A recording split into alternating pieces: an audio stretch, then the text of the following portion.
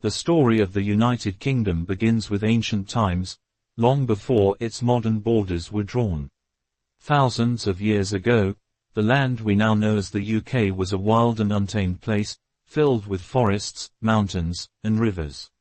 Early humans crossed over from the European mainland when the seas were lower, settling in small groups as hunter-gatherers. Over time, they developed tools, learned to farm, and began to form permanent settlements.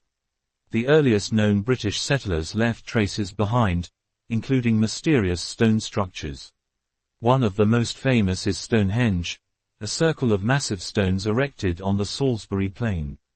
No one knows exactly why or how these stones were moved, but they stand as a silent witness to the deep history of this land, built by a people who had a deep understanding of nature, the stars, and their surroundings. By around 800 BCE, the Celts arrived on the shores of Britain, spreading across the land. They brought with them a rich culture, intricate art, and advanced iron tools. The Celts worshipped powerful gods, and their priests, called Druids, were central figures in society. They ruled over a world filled with legends and rituals, where every tree, river, and hill seemed to hold a spirit. Celtic Britain was divided into tribes, each with its own leader and way of life. The story of Britain changed forever in 43 CE when the Romans arrived under the leadership of Emperor Claudius. The Romans brought their legions, their technology, and their organized way of life. They built roads, forts, and towns, the remains of which can still be seen today. Londinium, modern-day London, was founded as a small Roman settlement on the River Thames. The Romans introduced bathhouses, aqueducts, and Latin as a language of administration, connecting Britain to a much larger Roman Empire. But not everyone welcomed the Romans. One of the most famous resistors was Boudicca, the warrior queen of the Iceni tribe. After her people were mistreated, she led a fierce rebellion against the Roman occupiers.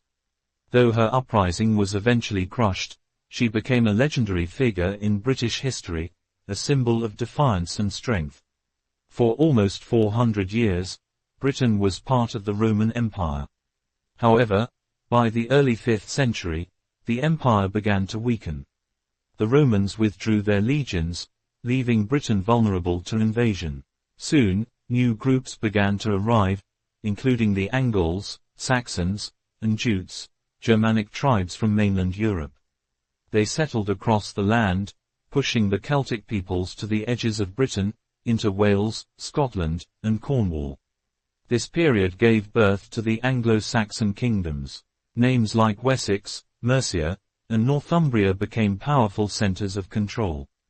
The Anglo-Saxons brought their language, Old English, which would form the foundation of the English language today. This was also a time of storytelling. Tales like Beowulf were passed down, recounting heroic battles and mythical monsters. In the north, a new power emerged, the Vikings. Beginning in the late 8th century, these fierce Norsemen sailed across the seas from Scandinavia, raiding monasteries and settlements along Britain's coasts. The Vikings were warriors, but they were also traders and settlers.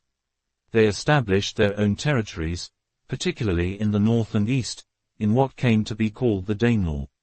Amid the chaos of Viking invasions, a king named Alfred the Great rose to prominence. As the ruler of Wessex, Alfred led a remarkable resistance against the Viking forces. He not only defended his kingdom but also encouraged learning, legal reform, and the use of the English language. Alfred's legacy laid the groundwork for a united England. By the 11th century, England was on the brink of another major transformation.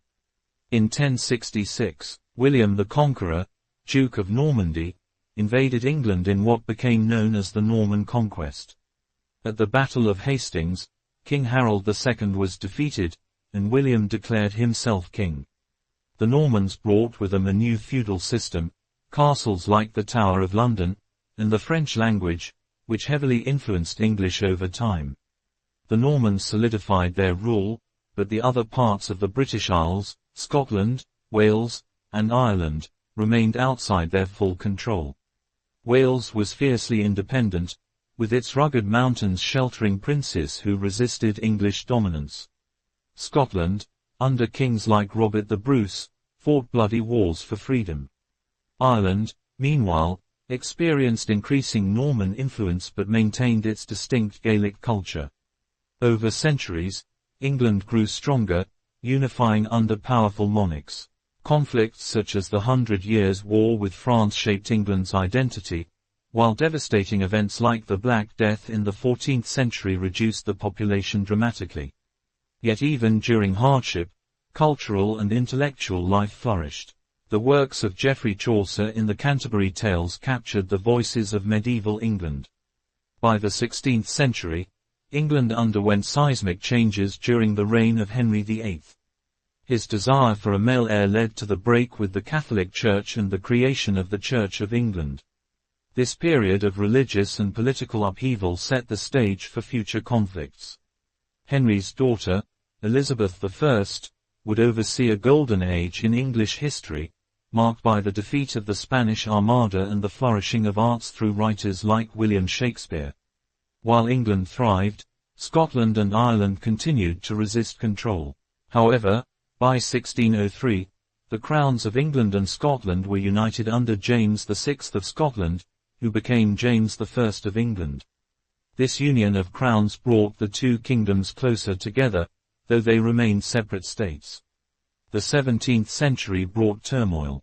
The English Civil War erupted, pitting the monarchy against Parliament. King Charles I was executed, and for a brief time, England became a republic under Oliver Cromwell. Though the monarchy was later restored, the balance of power had shifted forever, paving the way for modern constitutional rule. In 1707, a major turning point occurred with the Act of Union, which formally united England and Scotland into a single kingdom, Great Britain.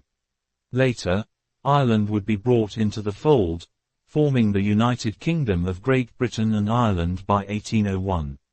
The 18th and 19th centuries saw Britain rise as a global powerhouse. The Industrial Revolution began, transforming society with machines, factories, and new technologies.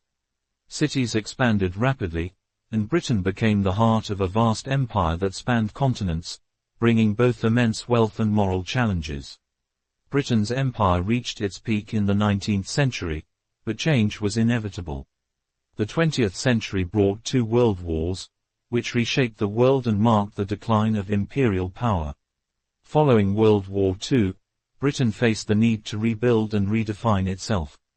Decolonization saw former colonies gain independence, and Britain's global role shifted to one of cooperation and diplomacy. In 1922, Ireland achieved independence, leading to the creation of the United Kingdom of Great Britain and Northern Ireland, the name it carries to this day.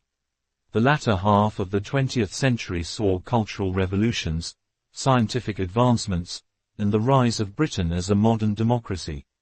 Today, the United Kingdom stands as a nation shaped by millennia of history, by Celts, Romans, Saxons, Normans, and Vikings, by kings, queens, and everyday people who built the nation. Its legacy endures in its culture, language, and institutions, a testament to its extraordinary journey through time. If you enjoyed this video, don't forget to like, share, and subscribe. Also, tell me in the comments, what's your favorite way to learn English? I'd love to hear your ideas. See you in the next video.